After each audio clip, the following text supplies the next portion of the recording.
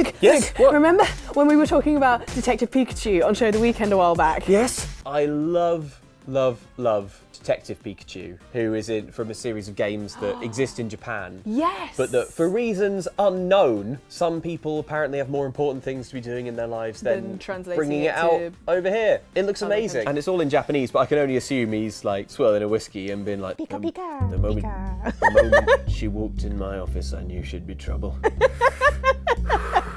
Well, guess what? It's real, and they're making it into a real movie, and Ryan Reynolds is voicing Pikachu!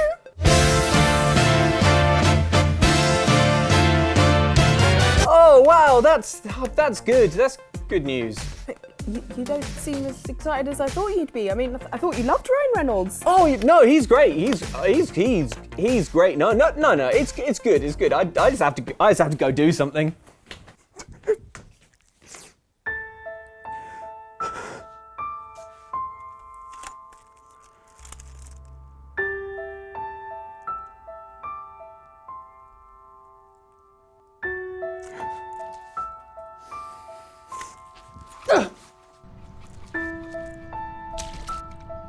Show of the weekend, show of the weekend, show of the weekend, show of the weekend, show of the weekend.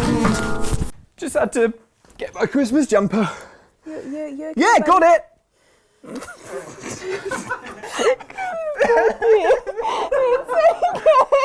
should have been me. Look, put on your Christmas jumper, and we can talk about video games, and it will be fine. Nothing will ever be fine again. No, I'm okay, really. Yeah. I'm okay. I'll tell you why I'm okay. Because I've been playing Breath of the Wild, the DLC 2, Champions Ballad.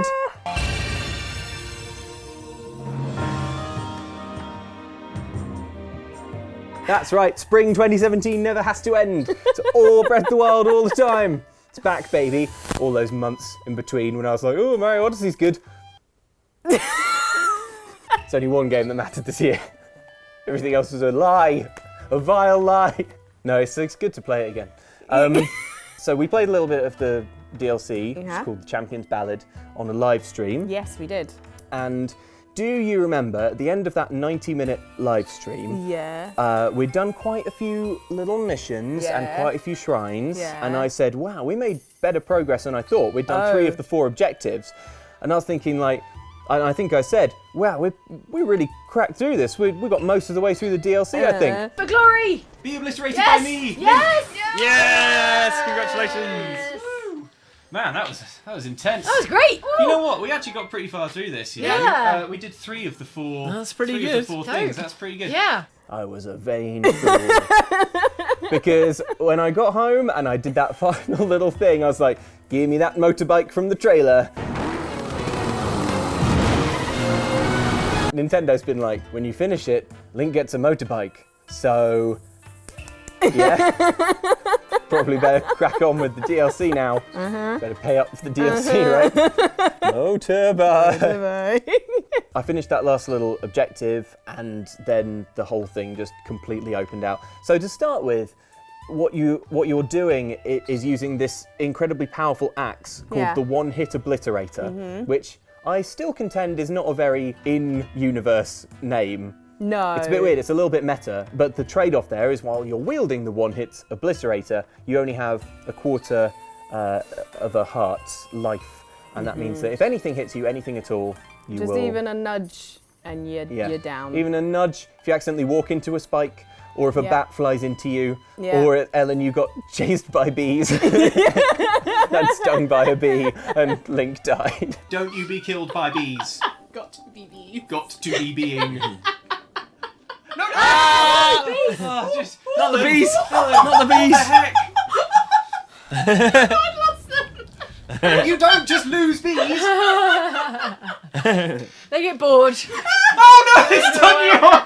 No, bees. Oh. No! You act on! One of my favourite live stream moments. I thought I could outrun them. You thought you could outrun the bees.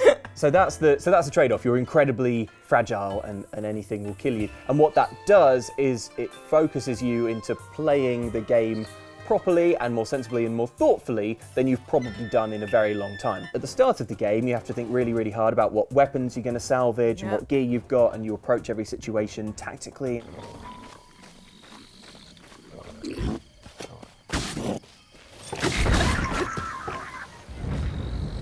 I won't have to spend too many arrows if I just, roll this boulder down and get some kills that way, that kind of thing. By the end of the game, by the time you've put in dozens and dozens of hours, or even by the point you're at the end, you're just like, la la la, nothing can kill me, I've got infinite swords. Even the biggest enemies in the game, they hit you with one of their big smashing axes, and it's just like, Link's fine. So it was kind of refreshing, I thought, to be put back in the beginning of the game mindset, and to have that pressure and to have to think a bit more strategically. That plays very well into what the DLC turns into, because if those opening sections where you've got the one-hit obliterator are like a microcosm for the early game, then everything else you do is a little microcosm of the bigger game. So it's kind of like playing the whole game again in miniature.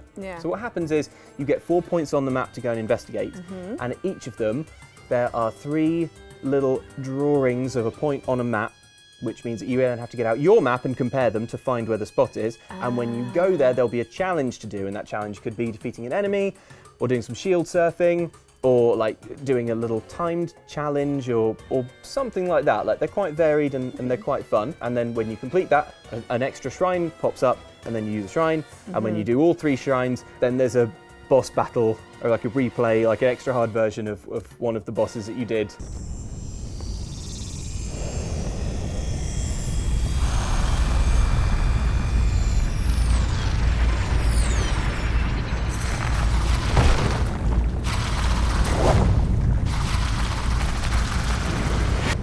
And your reward at the end of all that is a lovely long cutscene with one of the champions. I've only finished a couple. The first one I did was the Rivali one, because on this channel we don't like Rivali, because he's an up himself bird, and he thinks he's so great.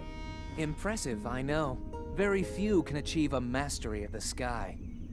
Yet I have made an art of creating an updraft that allows me to soar. He's no So shut up. Prince Sidon. He's no Prince Sidon. At the same time, 1, 2, 3. So yeah, I personally find Rivali quite insulting to look at or listen to. So I thought, I'll get Rivali out of the way.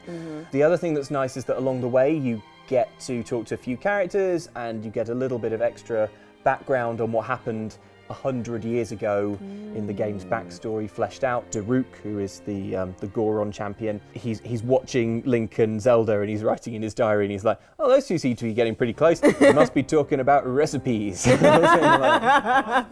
it really doesn't give you very much. It's not like a whole extra wiki page of like, oh, this is what Link is. It makes you explore different bits of the world. It gives you a whole bunch more challenges to do. It gives you some quite tricky new shrines, which use all of the things that you've accumulated and skills and techniques that you've worked up through playing the game. And then it gives you little hints of backstory. So it is basically everything that was happening in Breath of the Wild, non-DLC, but a little bit more of it, which I like. What I really, really want, and I think it's probably far enough along that I can say this without worrying too much about spoilers, when you defeat Ganon in Breath of the Wild, you can keep playing for as long as you like, but it just puts you back to just shortly before you did that final fight. You keep playing around in a Hyrule that has Ganon, and every time you look at the castle, it's like, I have beaten you, go away. What I would like is some DLC that gives you that end game state where you can wander around, and there are no monsters and there's nothing to do, and I'm just realising why they didn't do that.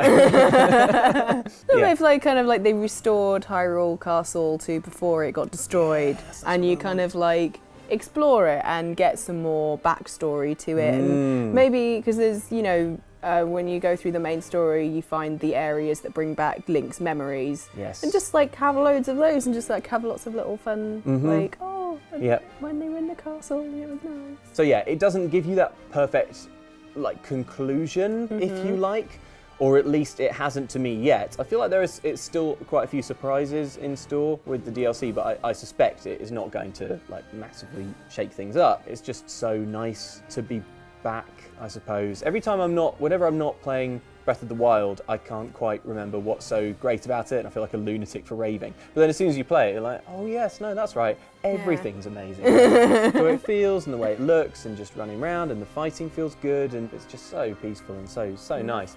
I'm trying to take my time with it, which is why I didn't race through to be able to like talk about what happens at the end, because there's a slightly melancholy piece of my brain that's telling me while I play, like, probably no more DLC after this. But this is probably the last Breath of the Wild, and then there won't be a Zelda game for like 7 or 8 years or something like that. So this is basically it now for Zelda, like big Zelda game now for the foreseeable future. Not to, bring anyone down or anything, but unless they do it like after Ocarina of Time, they really rushed through Majora's Mask, and they came out with this totally crazy game.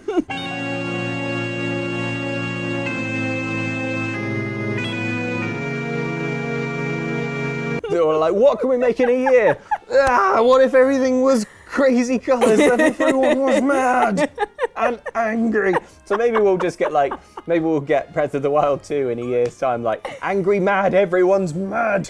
I really enjoyed, it's such a different Zelda game to a lot of the others, but I really enjoyed the Phantom Hourglass because it used just such interesting mechanics, like it used the touch screen of the 3DS or the 2DS, depending on what you played on. It was just like, it was such an enjoyable game, and I really liked it. I played Ocarina of Time, and then I was like, I want to play other Zelda games, and I was like, this one, okay. I really got into it. It was really fun. They did such a good job of boiling that game down to mainly just using the touchscreen. It was amazing, and it was really fun. And it felt easy. It still felt like easy and comfortable to play, and it didn't feel too easy. It didn't feel like you were just tapping on things not at all. to win or anything. It was really well done. But I'm sure there'll be more handheld Zelda stuff. It doesn't seem like Nintendo's giving up on the 3DS. No. Yet, even though I'm kind of like, what if you gave up on it though? And just funneled all resources into the Switch? No. I still want them to make 3DS games. I'm sure the next big one they make will be very similar to Breath of the Wild. Oh yeah. But bring back that moon. Bring back the Apocalypse Moon. Yeah. Just put that in the sky, just above you. That's the Blood Moon. Ganon's power grows. It rises to its peak under the hour of the Blood Moon. All the blood falls away, and it's the moon from Majora's Mask. Yeah, that's right. Blood pouring out of its eyes. Nintendo, I hope you're writing this down. This is all gold. They probably are. Zelda's a weird series. Blood I love it. out of eyes. Yep. Yeah. What did you say after Dark Horror? So yeah, it's lovely to be playing it again. And when I finish, I'm going to play the Resident Evil 7 story DLC. And I'm basically going to properly finish all the best games of this year. Yeah. Because that's, all the good games came out at the start, and now the DLC comes out at the end. There's a nice sort of symmetry to it, I suppose. That's part of your Christmas plans, I'm guessing. But I would also like to add some Christmas plans for you right now. What? In terms of right now, we're going to have a Christmassy quiz. Festive Christmas quiz. It is season of the quiz, Christmas now. Quizmas. Yes, ho ho ho. Ho ho ho. Merry Quizmas. Merry Christmas. Quizmas time. Mistletoe and questions. Yeah. It fits. Now, Luke, I've got some questions together regarding some kind of Christmassy games and Christmassy things in games. Cool. That are just like fun little things that make me feel Christmassy in video games. And we hope it makes you feel Christmassy, viewer. Some are tests of knowledge, and some are tests of your soul. Oh no! So let's kick this off with Fable 2. All right. Fable 2, The Streets. No. Fable 2, Cruise Control. No. Fable 2, The Clumps. In Fable 2. Fable 2, Pig in the City.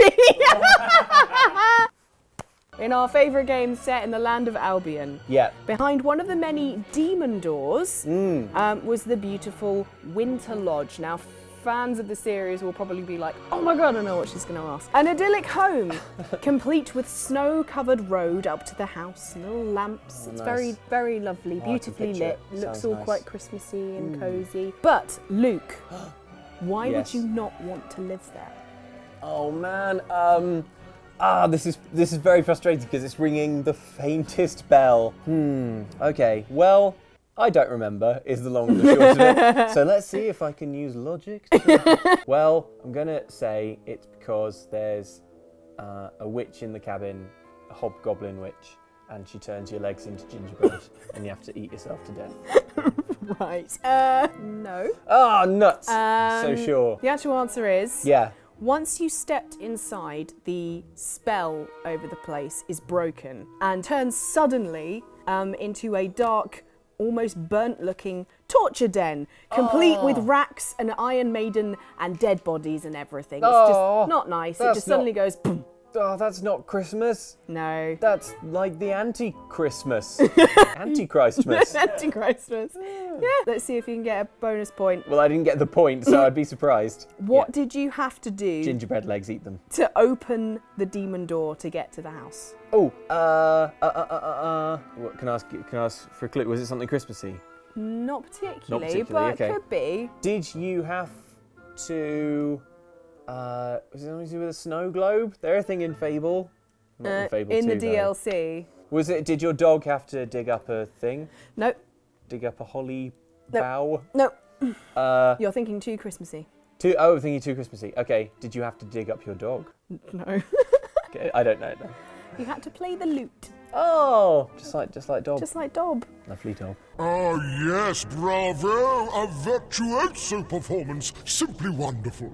In the Lego Harry Potter series, Yep. Lego Potters, Lego pots. it covers all of Harry's years of Hogwarts, Okay. including his first Christmas, complete with adorable animation. Aww.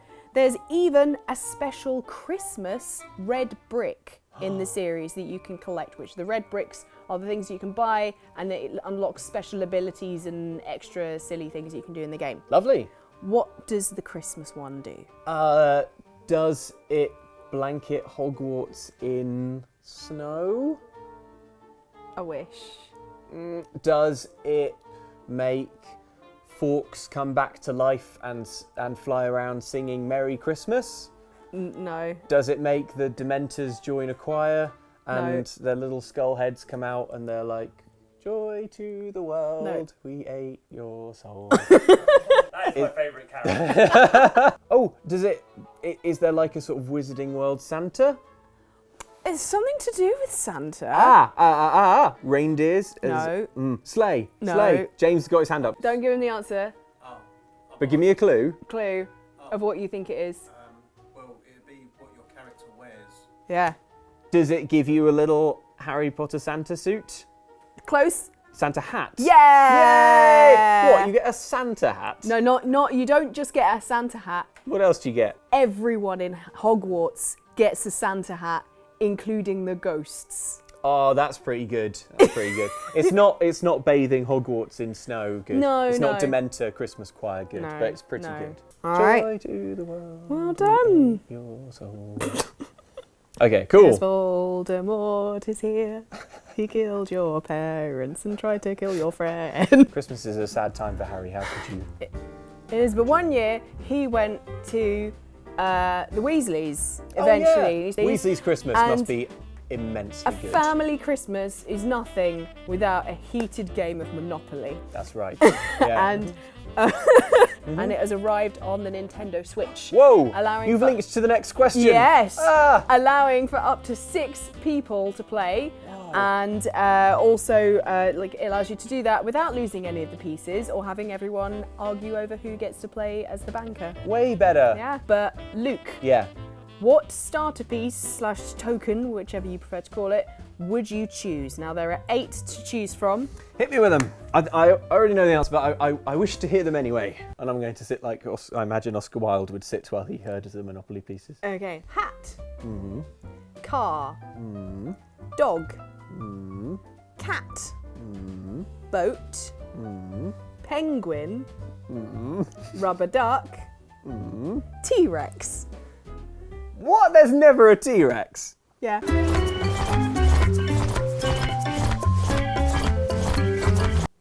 Well, that one. Yeah. I was like, oh man. Oh, he already knows about the T-Rex. No, I didn't. Well, I was like, oh, the boat, because I was like, the boat. When I was growing up, there was like an iron as well. Has the iron gone? Did they get rid of the iron for being rubbish? No, it's just that they've only got some of the classic ones, and then they've got some special ones for the video game version. All right.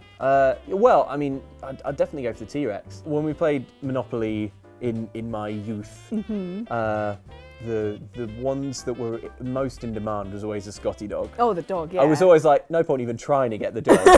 And also, a fun fact, there's other unlockable ones that you can get as you play. No way. Including a tortoise for going around the board really slowly in like a high number of rolls. A rabbit for going doing the opposite, I guess. like hopping across one side in one go. Oh, and then also a pumpkin. There's living cities, living boards, and you get a city, living boards, an amusement park, and a haunted mansion. I'm imagining Jumanji. That's what I'm imagining. Well, it's more like we've got the Jumanji technology. Well, at it's last. like you're playing Monopoly and you can see SimCity happening in the background. Oh my goodness. It's pretty cool. It's pretty cool. Living cities, pumpkins, yeah, T-Rexes, haunted mansions. The world has turned and left me here. When you buy a property, it kind of like goes from a lot to a building.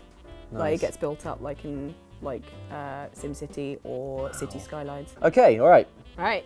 Good question. Thanks. Got to the very heart of me. Last Christmas, we played. played. Gave you my heart. The very next day, you gave it away. This year. Last Christmas, we played Overcooked Christmas DLC Festive Seasoning. Yeah, we did. Oh, it was so much fun. Which saw some heated moments in the kitchen. No, I remember only positive vibes. Put it in there and then take it to the past. No!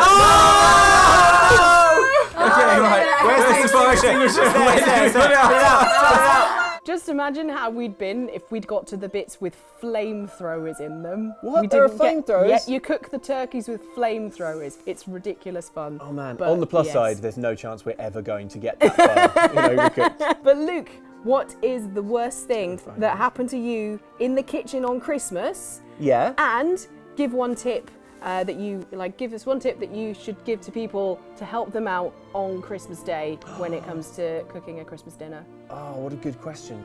I try and always help as much as I can with the Christmas dinner in my house. I try and get really involved, usually more involved than my family wants. Because I'm not especially skilled kitchen. I'm like, don't worry guys, I got it. What are we doing? Oh, this is caught fire. Like, you sit down, I'll take that. Whoops! I always think the heart of a roast dinner is actually the gravy. Yes. Yeah. So a major tip would be if you're still living in the Bisto Stone Age, it's time to upgrade to making a roux and upgrade. Yeah. Yeah, to collecting the meat stock and making your gravy that way. You obviously need some sort of gravy browning, or else your gravy's going to be a slightly too lighter shade of brown. And I know. What kind of Christmas is that? My tip is just roast everything. Just roast everything, guys. Because it really works, and also if you want to put things in with the chicken as well, because then you get vegetables that have cooked. Yeah. Don't be afraid of red cabbage. Oh, yes. Carrots can be improved with loads and loads of butter and honey and glazes. Get glazing, people. Got to be glazing. Got to be glazing. It's the name of my cookbook. Well, Luke, thank you for answering those Christmassy questions. Yeah, that was Christmassy. I think we've learned a lot about video games, about you, and about cooking as well. I'm starving now. Yeah, I'm really hungry. I'm ready to glaze my arm and chow down. No, don't, Luke, because... Still eat this one. No, because we need you for the next bit, because we're going to be checking out what you guys have been saying in the comments. Glazy like a Sunday morning. Glaze. No. Last week we looked at some of the tattoos we would like to get if we weren't so indecisive, or if we weren't so worried about how painful and/or permanent they are. And it's a family portrait of the Edison family from Maniac Mansion. It's Dr. Fred Edison, Edna, and their son, Weird Ed.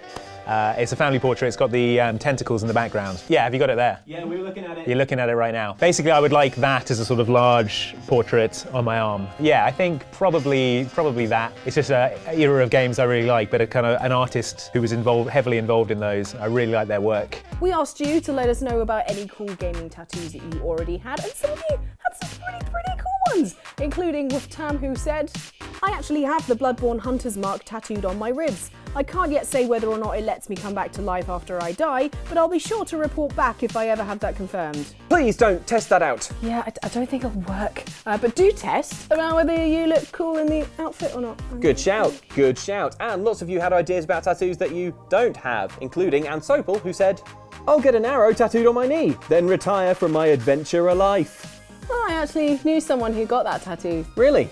Yeah. Knew. Past tense. Harsh. Elsewhere, we had fun on a Christmas live stream, playing some of the new Breath of the Wild DLC, as we answered questions sent in by you lot in the chat. Reckless Rex says, love you guys, including Andy, who's once again missing. Lol, miss you, Andy. He's making a very special video for everyone. What's everybody's favourite dinosaur? What a question. Don't make me choose. Hang on, let me just ice this idiot. And then one hit obliterated. Saber-toothed tiger. Come at me, Luke. I'm not rising to that. I'm not rising to that. Triceratops. Let's go Triceratops. Oh, you're today. going Triceratops now. I'm feeling Triceratops today. It changes every time you ask, Luke. Yeah. Some of you noticed that there might have been some tension, including Parl MC, who said, 2106, Ellen in full passive-aggressive mode. That friendship challenge at EGX really left its mark. Look, Ellen, I'm sorry, I just like a lot of dinosaurs. It's okay, as long as I'm always your favourite co-host. Hey, Luke, you ready to head off to best friend camp? Not now, Andy, not now. We'll go start the friendmobile.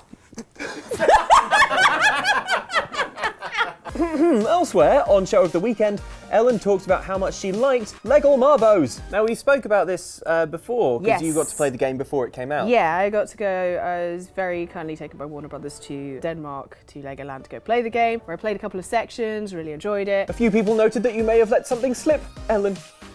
She told Luke. Don't tell Luke. She told Luke. Ellen, you told Luke. Ellen, have you just told Luke? We were supposed to hashtag not tell Luke. Now he knows. So you did go to Legoland without me. Oh, Ellen, no, we all know how powerful your puppy dog eyes are, including Faisal PCWB, who said, how did Ellen join Outside Xtra? Answer, sad puppy eyes. Wait, how did you find out about my recruitment process? What? I had to go through something that Jane called the 7 trials. I can't believe that all you had to do was... Oh, damn it! Well, everyone, sometimes I don't think you take me seriously. I think you're using the term genius a bit loosely there. Don't you mean whack, whack, whack, whack, whack, because, you know, you're a penguin? You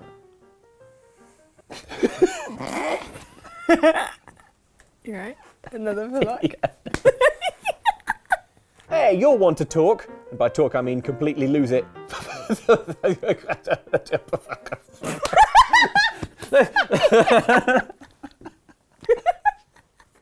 trying to look angry and it's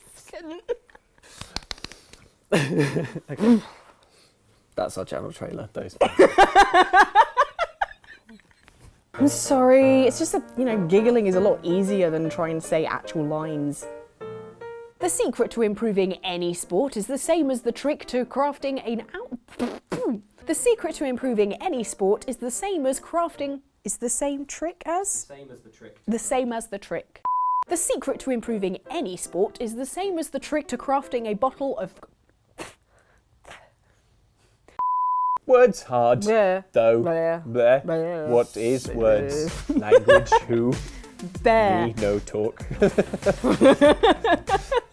Well, we found our tongues again, just in time to say bye for Christmas, because this is the last show of the weekend this side of 2017. Yeah. I know. There will be other things coming our way, but as so far much, as so much. Us talking to you on the sofa like this, it's going to be a bit different. Yeah, there's going to be so much good stuff though going up over Christmas that by the time we come back in January, you'll be like, I hate show of the weekend. It's rubbish. I don't want to see it anymore. Shush, No, that's what's going to happen. No, look. You'll see. What you should do. Turn on us, Ellen. What's happening in this very week, as we're going into, is it's only the blooming Xtra Christmas challenges. Oh my goodness! And who will be champion? Who will be champion? Well, me again, I assume. Well, I'm sorry. Don't assume. King of Christmas. I've already proved my might. Well, my we will Christmas find muscles. out by this time next week. I think it is next week. we Starts will. Sunday, finishes on Saturday, just for Christmas. That's right. Christmas. It is the ultimate countdown to Christmas. So yeah, hopefully you guys enjoy that, and we've got a lot of cool stuff going up on the channel, and of course we will be back in January, and it's going to be ace. 2018. 2018 is going to be good. Yeah. There are going to be a lot of great games, and we're going to have a lot of fun. So I'm looking forward to it. All right, Ellen, do you have any New Year's resolutions?